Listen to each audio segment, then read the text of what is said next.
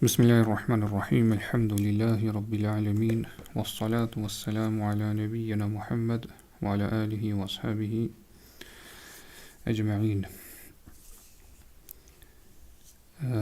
Inshallah sonte do ta shpjegojmë hadithin e 11 që Imam Neveviut Allah më shroft të sjell në librin e tij.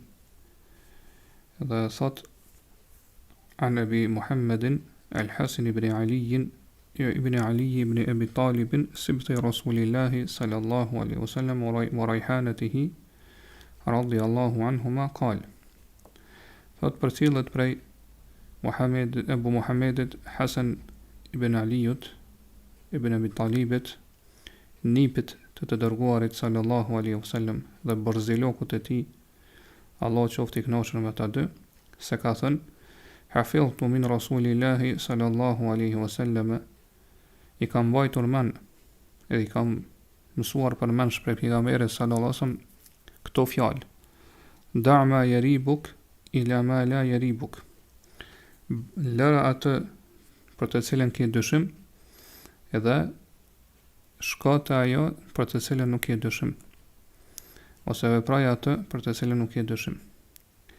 Autori po thotë rawahu Tirmidhiu wa Nasaiu wa qala Tirmidhiu hadithun hasanun sahih. Këtë hadith e transmetojnë Tirmidhiu dhe Nasaiu, ndërsa Tirmidhiu ka thënë hadithi është hasan, i mirë edhe sahih, autentik. Po çështë për shumë këtë hadith e transmeton Hasani i biri i Ali ibn Abi Talibit radhiyallahu anhuma, që autori po thotë është sibti i pejgamberit sa pa qëllimi është nipi i tij. Pra në gjuhën arabe sibt quhet nipi i cili vjen nga ana e vajzës, kurse nipi i cili vjen nga ana e djalit quhet hafid. Dhe siç e dim pejgamberi sallallahu alaihi wasallam Hasanin e ka përshkruar dhe ka cilësuar që është sejid, zotri. Pa që është përcjellet në hadithin që transmeton Buhariu, kur flet për vlerat e Hasanit, tregon e përcjell hadithin ku pejgamberi sallallahu alaihi wasallam ka thënë: inna ibni hadha sayyidun wasayuslihu Allahu bihi bayna fi'atayn min al-muslimin. Thot vërtet ky biri im, pa ka fjalën për Hasanin, është zotri, nga se Allah subhanahu wa taala përmes tij do t'i bëj bashk edhe do t'i bashkoj, do t'i unifikoj dy grupe të mëdha të muslimanëve. Edhe çështja ka ndodhur ashtu siç ka paralajmëruar pejgamberi sallallahu alaihi wasallam. Nga se pasi që është vrarë inshallah si shahid Ali ibn Abi Talib radhiyallahu anhu, xhilafeti ka kaluar Hasanit, pra njerëzit ja ka dhënë bejan, besën për zotim Hasan ibn Abi Talibit. Mirë po ai është dorëhequr dhe ja ka lënë çështjen e xhilafetit Muavijës radhiyallahu anhu. Dhe me këtë potezë të tina, me këtë veprim, Allah subhanahu wa taala pra i ka bashkuar mes pasuesve të Muavijës edhe pasuesve të Aliut radhiyallahu anhu, dhe përmes saj pra ka ardhur një hajër, do të thonë mirësi e madhe në umetin islam, saqë kjo vetë shujt edhe amul jamaa, viti i xhamatit, pra që i bashkimit që u bashku xhamati i muslimanëve. Edhe Hasan ibn Abi Talib është më i mirë dhe më i vlefshëm se sa vllai i tij Husaini. Mirë po rafidhat, siç e dim, ata më shumë lidhen me Husainin, për arsye se historia ose ngjarja e vrasjes së tij është, do thotë, që i nxit edhe i prek më shumë ndjenjat edhe emocionet, edhe i nxit pra njerëz më shumë që të kapaj pikëllimi dhe mërzia kështu më radh. Për këtë arsye, do të Husainin ata gjithmonë e kanë marrë si mjet, si rrugë për meseles, ata kanë munduar me arrit qëllimet e tyre. Edhe sikur të kishin qenë pra të sinqert në respektimin e familjes së pejgamberit sallallahu alaihi wasallam, ashtu siç pretendojnë, atëherë ata do të lidheshin më shumë me Hasanin sesa me Husainin, por arsye se Hasani është më i vlefshëm se sa Husaini, që tregojnë për këto hadithet e pejgamberit sallallahu alaihi wasallam, që një prej tyre lexuam më lart. Dhe autori po thotë që Hasani është rajhane e pejgamberit sallallahu alaihi wasallam. Pra rajhane është ajo bima, do thotë bimet me aromë të mirë që në përgjithësi që kanë erën e mirë kështu më radh, quhen rajhane, ose për qëllim është borziloku. Dhe vetë pejgamberi sallallahu alaihi wasallam Hasanin edhe Husainin i ka përshkruar me këtë, ose ja ka dhënë këtë i ka cilësuar këtë mënyrë dhe ja ka dhënë këtë përshkrim apo këtë emërtim, pra që janë rajhanatahu, pra që janë dy borzilokat e tij. Siç e transmeton këto Buhariu kur flet për vlerat e Hasenit dhe Husajnit radhiyallahu anhuma. Dhe po pejgamberi sallallahu alaihi wasallam këtë hadith, siç për shumë, po është vërtet hadith madhështor. Edhe është hadith që vjen kuptimin, po kuptimi është i parafort me hadithin që kemi shpjeguar më herët, ku pejgamberi sallallahu alaihi wasallam ka thënë femenit taqash shubuhati faqad istabra li dinihi wa irdihi wa man waqa'a fi shubuhati waqa'a fi al-haram. Ai që ruhet prej gjërave të dëshmta e ka ruajtur fenë e tij dhe nderin e tij. Ndërsa ai që bie në gjëra të dëshmta, atëherë do të bie edhe në harame, pra në gjëra të ndaluara. Dhe pejgamberi sallallahu alaihi wasallam këtu po thotë da ma yaribuk ila ma la yaribuk. Kjo hadith lezohet në dy forma. Këtë formën që e lezumna, pra me fetha, da ma yaribuk ila ma la yaribuk, ose me dhamme. Po lejohet me lezu edhe me dhamme, me u, me thonë da ma yuribuk ila ma la yuribuk. Mirë, po lezimi i parë është më i njohur të dietarët dhe është më afër gjuhës së pasër arabe. Pra pejgamberi sa vot lera atë që ke dyshim. Po çdo gjë në cilës ke dyshim, për cilën nuk gjen qetësi dhe prehje shpirtërore, friksohesh prej saj ose ke një lloj shqetësimi, brenge e kështu me radhë, atëherë le atë. Nga se fjala rajb në gjuhën arabe ka këtë kuptim. Po kur njeriu ka me dyshje rreth një gjë, po nuk ndjen qetësi apo friksohet që ta veprojë atë. Po nuk e din ajo gjë ato të jetë në favor tij apo kundër tij. A do të përfitoj prej saj, a do të ketë dobi prej saj apo do të jetë e dëmshme për të. Prandaj nëse të vije një çështje, po të ballafaqohesh me një gjë, me një çështje për cilën do të thonë nuk ndjen qetësi shpirtërore, apo vetë ti do thotë i qasësh një çështje për cilën nuk ndjen do thotë qetësi shpirtërore, pra prehje e kështu me radhë, apo dëshiron me vepru një gjë, edhe ki dyshime, apo ki frikë, se mos është haram, mos është ndaluar. Atëherë praktesa atë, lëra atë, edhe vepraje ose ndërmerre atë për cilën nuk i kurfar dyshimi, kurfar me dyshje. Nga se qështë thamë e lartë në hadithin, pra që e kemi shpjeguar më herët, el istibra, pra me ruajt fenë tonë dhe nderin tonë, kjo është një gjë me cilën urdhrohesh ti prej Allahut subhanahu wa taala. Po je i urdhëruar prej Allahut që me ruajt këtë gjë. Ka se nëse nuk ruhesh për gjëra dyshimta, ke marrë haram. Prandaj braktisja e gjërave dyshimta, duke i vepruar dhe duke marrë ose duke ju qasur gjërave që në cilën ki bindje, pra nuk i kurfar dyshimi, kjo është një parim i përgjithshëm, i cili do thotë përfshin shumë çështje në fenë e Allahut subhanahu wa taala, ose mund të themi do thotë të gjitha çështjet, siç kemë shpjeguar më poshtë. Pra ky hadith po na jep neve këtë rregull ose këtë parim, këtë bazë kaq madhështore, që besimtari, pra njeriu besimtari muslimane do të hulumtoj gjithmonë për gjërat në cilat është i bindur dhe nuk ka kurfar dyshimi. Nga se te bindja është qetësia. Pra në çështjet ku ka bindje aty është qetësia.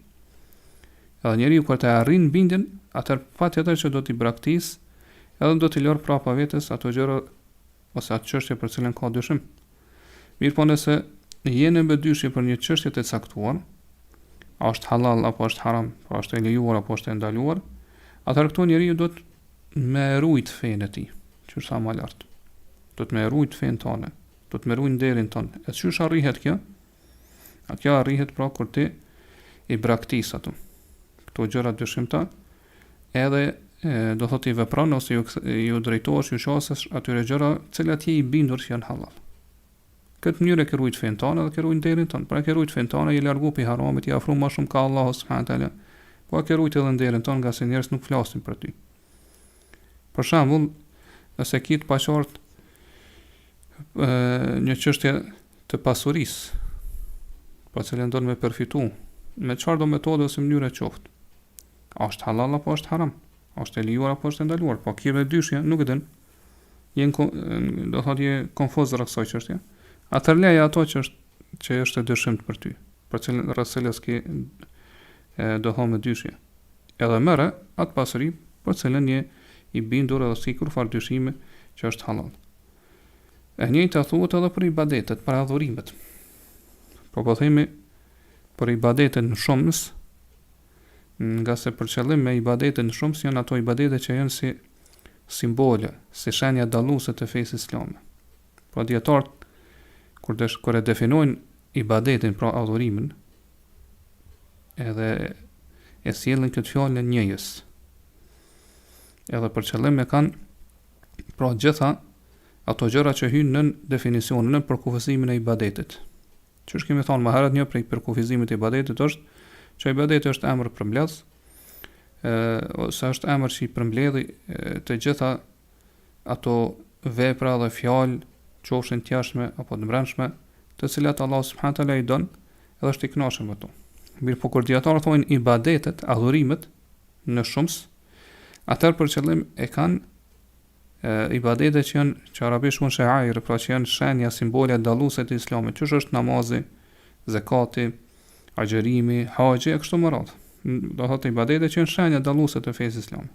Po ka dallim kur flitet për ibadetin në njëjës edhe për ibadetet në shumës. Ashtu siç dietarët e dallojnë, do thotë fjalën es-sama, qielli, me fjalën samawat, qiejt e kështu me radhë. Pra edhe kemi edhe do thotë shembuj të tjerë ngjashëm me këto. Sidoqoftë,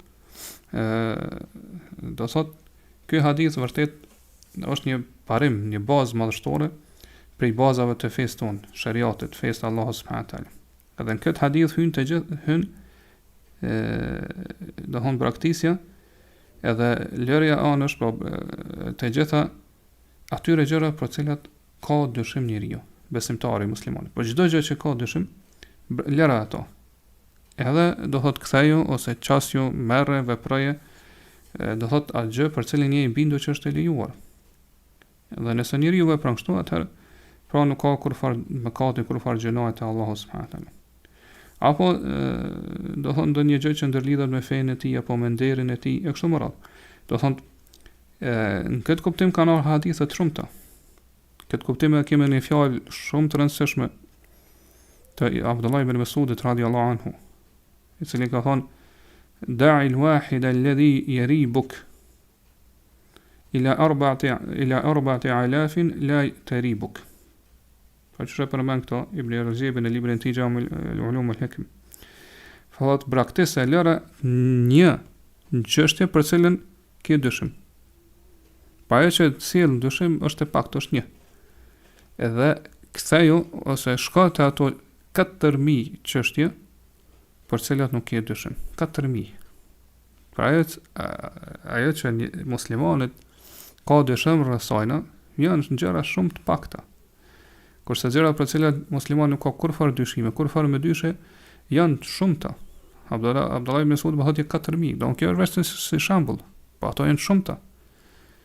Edhe ato për cilat pra muslimani nuk ka dyshim, pra kjo çështje që po përmenden hadithe në fjalët e Abdullah ibn Mas'udit përfshin pra gjitha çështjet e besimtarit. Për sa do po thotë janë 4000. Pra në fjalët e tij, në veprat e tij, në çështjet e akides, besimit, e kështu më radhë. Këto janë shumë të alhamdulillah. Falënderimi dhe lavdia i takon Allahu.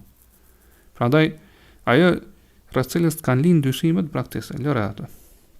Pavarësisht është në çështjet e dijes, diturisë, për çështjet e akides, besimit, apo në çështjet e pra në fjalë, çështjet që ndërlidhen me fjalët e tua, apo me veprat e tua, apo me raportet, marrëdhëniet e tua me të tjerë, pavarësisht do thonë nëse është çështja e martesës, nikahut, do thonë me gruan tënde, apo me në përgjithësi me raportet me tjerë, apo me mendimet, opinionet e tua, e kështu me radhë. Gjë që ke dyshim rreth saj, do thonë që sjell dyshime, që friksohesh prej saj, që nuk ndihesh i qetë shpirtërisht, do thonë ki nuk gjen prehje, lëra ato praktise. Edhe merri ato gjëra të shumta alhamdulillah që janë të shumta që nuk e kurfar dyshimet. Çasju aty në merri ato, vepraj ato që sa më vërtet janë të shumta. Prandaj në këtë hadith po kërkohet prej neve që njeriu pra që është me rujt fenë e tij, me rujt nderin e tij, do thonë me muliru përgjegjësisë së tij që ka para Allah, duke i vepruar, duke do i qasur vetëm gjërave çështjeve në cilat është i bindur, nuk ka kur fare dyshim. Dhe kjo hadith që do ta shohim më poshtë, do të thonë është prej haditheve përmbledhse të pejgamberit sallallahu alaihi wasallam. Edhe po e shohim që vërtetë është hadith shumë i mirë, shumë i dobishëm për besimtarin nëse ai vepron me të. Qase me këtë përmes këtij hadithi besimtari e largon prej vetes shumë prej atyre gjërave që mundën me sjell dyshime. Po i braktis ato, edhe në këtë mënyrë pra vepron gjëra që janë që për cilat është i bindur që janë të lejuara, edhe në këtë mënyrë po njeriu qetësohet shpirtërisht, ndjen prehje, edhe e shpëton edhe ruan fenë e tij dhe nderin e tij, qysh e tham deri tash. Nëse këto dyshime shkojnë deri te kufiri, do thonë që hyn te vezveset, atë njeriu fare nuk duhet ta kthej kokën drejt tyre, që do ta shpjegojmë inshallah edhe më poshtë. Pra e përmendum që këto gjë, ky hadith hyn edhe në ibadete, në adhurime, hyn edhe në raporte marrëdhënie me të tjerë që i kemi, hyn edhe do thonë në nikah, martesë, edhe në të gjitha temat ose kapitujt ose dyert e dijes. Mund të sjellëm disa shembuj sa i përket ibadeteve, adhurimeve. Një njeri e ka prishur abdesin, do s'ka abdes, edhe është fal. Po ai e din që e ka prish abdesin, edhe pastaj u fal. Mirë po i vjen dyshimi, a ka marr abdes para se mu fal apo nuk ka marr abdes para se mu fal? Po a ka marr abdes pasi që e ka prishur abdesin apo jo? Po këtu ka rënë dyshim. Po ka rënë dyshim, nëse ka marr abdes, atë namazin e ka sakt. Mirë po nëse nuk ka marr abdes, namazit i është i pasakt, i zhvlerësuar, i papranuar. Edhe këtë mënyrë njeriu pra ka rënë në këtë shqetësim, në këtë breng, në këtë dyshim, nuk e di se çfarë vepron. Atëherë e zbatojmë këtë rregull që pejgamberi ka thonë në këtë hadith. Lëra atë për cilën ke dyshim dhe vepra atë për cilën nuk ke dyshim. Po dyshimi këtu është, a është i sakt namazi apo jo? Po se gjëja për cilën nuk ke dyshim është se do thonë ti nuk ke pas abdes, kështu që do të më marr abdes edhe më fal prap. E njëjta është, edhe që kjo zakonisht i ndodh shumë prej njerëzve, do thotë shembull i kundërt me këto. Do thonë dikush i cili ka marr abdes dhe u fal, pastaj ka pas dyshim, a e ka prish abdesin apo jo? A ka dalë diçka prej tij apo nuk ka dalë diçka prej tij? Ka dyshim rreth asaj. Atëherë prapë zbatojnë këtë rregull, këtë parim, këtë bazë që na mësoi pejgamberi son këtë hadith. Lëra atë për cilën ke dyshim dhe vepraj atë për cilën nuk ke dyshim. Po ti e ki këtë parim, këtë bazë, e i bindur që ke pas abdes, ke marr abdes. Pastaj ka ardhur dyshimi. Pra dyshimi është ai i cili ka ardhur në këtë bazë, këtë parim, në këtë bindje. Po e i bindur, ka ardhur dyshimi që ju ka shfaqur kësaj bindje. A ke abdes apo jo? A ke prish abdesin apo jo? A ka dalë diçka prej teje apo nuk ka dalë prej teje? Atëherë këto do të më braktis këtë dyshim. Po të më lën këtë dyshim anash, edhe do thonë me qetësu veten, në këtë mënyrë po e qetëson veten, ke prehje në zemrës dhe shpirtit, edhe pra braktis dyshimin edhe je i sigurt pra që ke pas abdes edhe namazin e ke në rregull. Po ashtu për shembull, sa i përket çështjes së nikahut, kurorëzimit. Për shembull ka mos i njeriu më dyshu, ata dy dëshmitarët e nikahut kanë qenë drejt edhe besnik, ashtu që shkon në hadith pejgamberi sa apo jo. Ata në këtë çështje, kjo është dyshim. Prandaj ky dyshim dietar thonë duhet praktiset. Përderisa çështja e nikahut është përmbyll, edhe ka përfundu. Alhamdulillah, edhe ka përfundu duke qenë nikah i sakt në rregull, atëherë largoj këtë shqetësim, largoj këtë breng, largoj këtë dyshim, nga separimi edhe rregulli në çështjet e kontratave, po për cilave është edhe nikahu, është që ato janë të sakta, ato janë në rregull, janë vlefshme. Përderisa nuk vjen një bindje, një argument që tregojnë për zhvlerësimin e tyre ose që janë të papranueshme. Ose një shembull tjetër mund të marrë të gjedhënje. Për shembull një grua gjedhën se i ka dyshon, po e ka ushqyer një foshti me qumsh të gjirit, edhe dyshon e ka ushqyer 5 herë apo e ka ushqyer 4 herë. Atëherë themi, ajo për cilën nuk ka dyshim është që ti e ke ushqyer me gjë 4 herë. Mirë po, e 5 hera 5 është cilën po dyshon. atëherë I themi lëre braktise këtë pestën herën e pestë, nga se ajo është po silen ky dyshim edhe kufizo ose pranoje si bindje që e ke ushqy vetëm një herë, vetëm 4 herë. Në këtë rast ai me që këtu nuk pohohen edhe nuk zbatohen dispozitat e gjithënjës, pra ai fëmijë nuk llogaritet si fëmijë I kësaj gruaje nga ana e gjithënjës. Edhe kjo është temë ose është një derë shumë e gjerë. Në realitet është një rrugë e drejtë që nëse njeriu do thot besimtari ecë në këtë rrugë, atëherë do të arrijë mirësi edhe do thot hajrate të mira të shumta në jetën e tij, do të shpëtoj për shumë të këqijave. Edhe më lart të përmendum që kjo çështje është e kufizuar përderisa nuk arrinte vezveset, të cytjet. Nëse është vezvese, atëherë çush na ka mësuar pejgamberi son vezveset fare nuk duhet të kthehemi këto, po fare do të injorojmë plotësisht. Edhe injorimi I vezvese hyn këtë hadith pejgamberit sallallahu alaihi wasallam. Po me lanat që ke dyshim, edhe me pruat për cilën nuk ke fare dyshim. Për këtë arsye dietar thonë, nëse dyshimet shtohen, ata nuk merren fare në konsiderat. Gjasë në këtë rast llogaritën vezvese, cytje prej shejtanit. Cila është ajo shenja ose kriteri që e dallon se kur janë shtuar dyshimet edhe llogaritën që janë vezvese. Shenja është për shembull nëse njeriu gati sa që merr abdes ka dyshime. Në çdo abdes thuaj se në çdo abdes ka dyshime, në shumicën e rasteve. Ose dikush gati dikush në çdo abdes ka dyshime. Apo kur të falet në shumicën e rasteve ka dyshime. Thuaj se nuk ka namaz që I kalon pa pas dyshim. Apo dikush do thot në çdo namaz ka dyshime. Atëherë kjo është vezvese, kjo është cytje dhe pra besimtarin këtë rast duhet me injoru ato fare.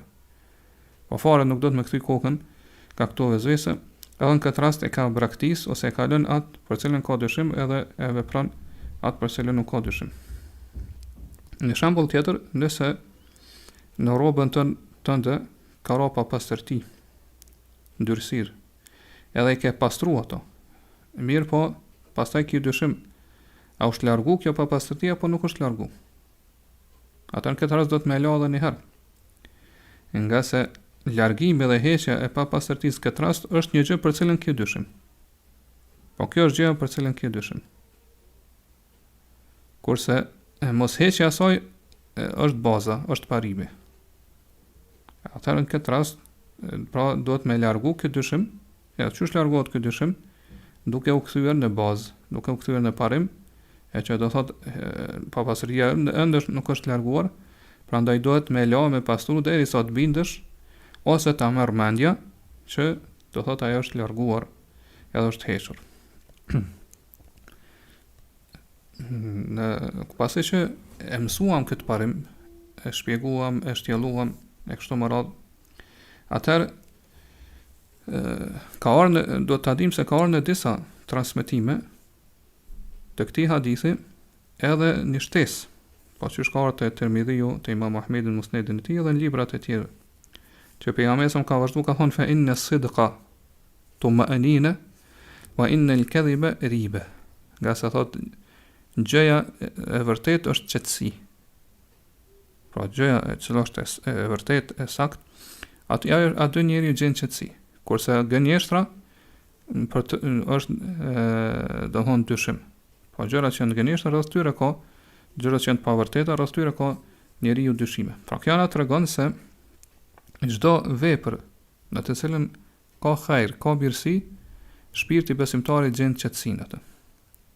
Prandaj pra besimtari do të më marr këtë peshore që na vendosi pejgamberi sallallahu alajhi wasallam dhe me të mi peshu veprat edhe fjalët e tij. Është e çuditshme që disa njerëz shpesh flasin për një gjë të caktuar kurse në veten e tij e sheh e din që nuk është I qetë. Pra nuk gjen qetësi prej rreth asaj gjë.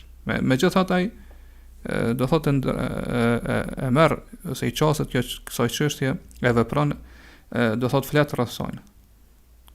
Kjo është në kundërshtim me këtë parim dhe me këtë çështje madhështore për cilën po na shpjegon pejgamberi sallallahu alajhi wasallam. Në disa raste dikush vepron edhe vepra punë për cilat nuk ka kurfar qetësie. Po s'dihet I sigurt. apo dikush tjetër ka shoqëri, po shoqërohet me shok, mirë po, ka është fjala për besimtarin e sinqert, nuk ndihet i qetë me ta, shpirti i tij nuk ndjen qetësi, prehi me ta. Megjithatë ai shkon edhe shoqërohet me ta. Edhe pse nuk ka kurfar prehje ose qetësie shpirtërore në shoqërim me ta. Dhe padyshim që kjo është kundërshtim me këtë porosi dhe këtë këshill kaq madhështore të pejgamberit sallallahu alajhi wasallam që po thotë praktise ose lëre atë për cilën këtë dyshim dhe qasti ose veproje atë soi çështje për cilën nuk i fare dyshime. Dhe kjo është një udhëzim profetik pejgamberik shumë madhështor që na sjell dobi të mëdha. Edhe vetë sahabët radiallahu anhum kanë vepruar me këtë parim në gjatë jetës së tyre dhe Allah subhanahu wa taala u ka dhënë të mira të shumta. Gjithashtu kjo hadith është bazës e parim sa i përket asaj që në terminologjinë islame quhet el-wara. Pra kur njeriu ruhet pi gjërave dyshimta që nuk i sillin dobi as këtë botë as botën tjetër. Pra është parim bazë që mi braktisë dhe milion gjëra të dyshimta dhe kur njeriu friksohet për gjitha llojeve të harameve të gjëra ndalume. Kjo është wara. Edhe el-wara shumë, kjo gjendje është shumë e lehtë me arrit. Qysh ka thonë Hasan ibn Abi Sinan, Allahu mëshiroft, një prej dietarëve të selefit, pra ka thonë nuk ka gjë më të lehtë për mua se sa kjo wara. Nëse kam dyshim për një çështje e braktisja ato. Po këto transmeton Buhariu në Sahihin e tij. Bile e sjell në kapitullin e shitblerjes, po ku ka kontrata kështu më radh. Ja thotë që ky Hasani Allahu mëshiroft ka thonë ma ra'aytu shay'an ahwana min al-wara. Da' ma yaribuk ila ma la yaribuk. Pra ka argumentuar me këtë hadith.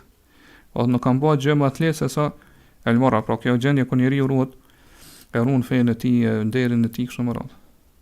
Ka sa thotë për ka thonë lëre atë që dyshon, edhe veprahet që nuk ka dyshim, që nuk i dyshim për to. Dhe pa dyshim, kjo çështje është e lehtë për besimtarin ose për shpirtin e besimtarit i cili është i kthyer te Zoti i tij.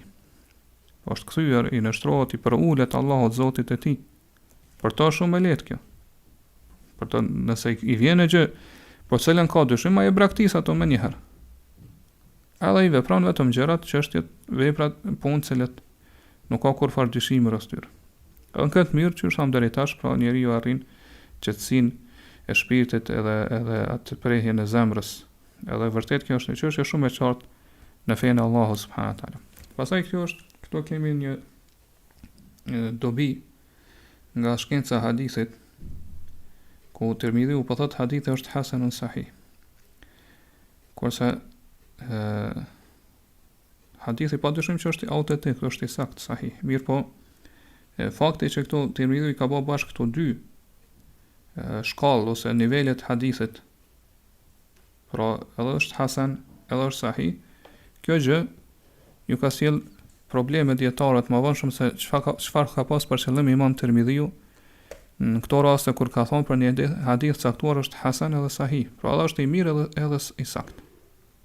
Qase është e njohur te dietarët që sahih është hadith tjetër, nuk është hadithi hasan sikurse sahihi.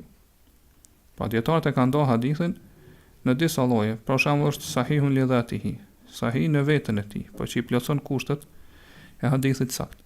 Pastaj është sahihun li ghayrihi, sahih hadithi sakt për shkak të haditheve tjera. Po kjo është hadithi kur pra është hadithi hasan li dhatihi, hadithi i mirë në veten e tij që ka në shumë rrugë.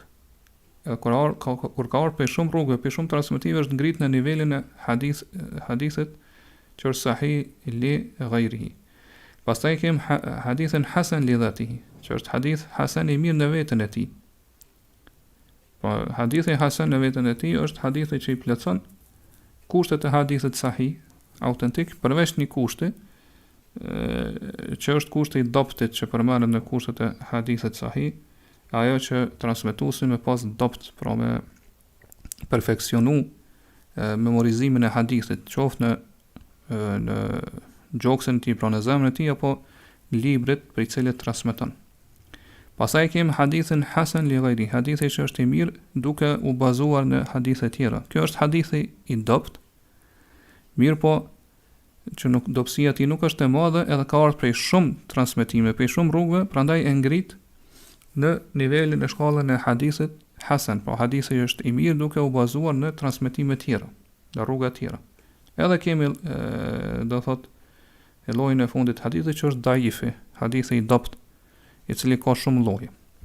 Se do qoftë, pra çysh ka mundësi që të bëhen bashkë dy kësaj cilësi ose përshkrime që janë të kundërta realisht me njërin tjetrin për një hadith caktuar.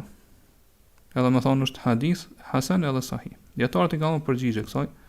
Ka thënë se ky hadith është transmetuar vetëm prej një rruge. Atë kuptimi është që i kësaj është që hafidhi, pra dietari që e ka transmetuar këtë hadith, dietari i këtij hafidh pra quhet për qëllim hafizi dietari i hadithit që e transmeton këtë hadith ka dyshim.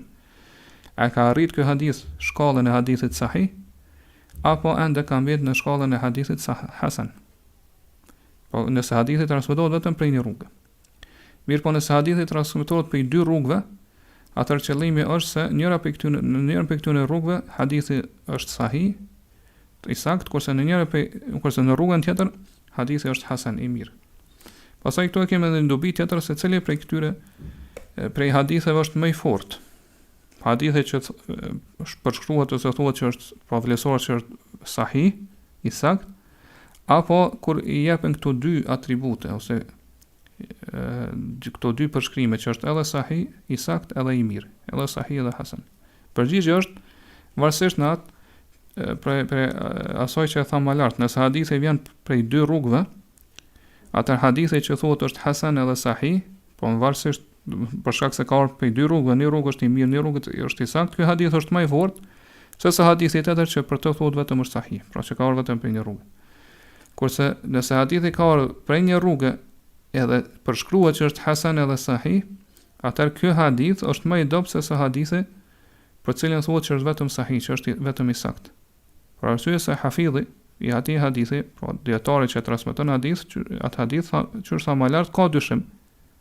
Kur thotë është hadithi hasan sahih, ka dyshim a e ka arrit shkallën e saktësisë apo ka mbetë në shkallën e hasenit, pra që është i mirë. E pa dyshim që kjo është në nivel më të ulët se sa për hadithin për cilin thuhet që është vetëm sahih, që është vetëm i saktë.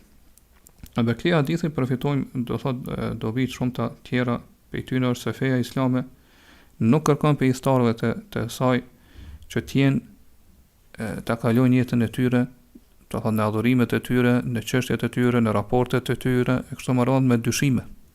Po të kenë dyshime në çështjet e tyre, po të kenë me dyshje, të kenë brenga, shqetësime, frikë, kështu me radhë. Po kjo fe po na mëson këtë parë madhështor që po thotë lëre braktisat që ke dyshim dhe merre ose shko qasja asaj gjëre çështje për cilën nuk ke kurfar dyshime. Prandaj dobia tjetër është nëse ti dëshiron për veten tonë që të jesh i qetë, po në shpirtin tonë të kesh prehje, po në zemrën tonë, atëherë braktisi këto gjëra për cilat ke dyshime. Lëri anash ato, mos u marr me to.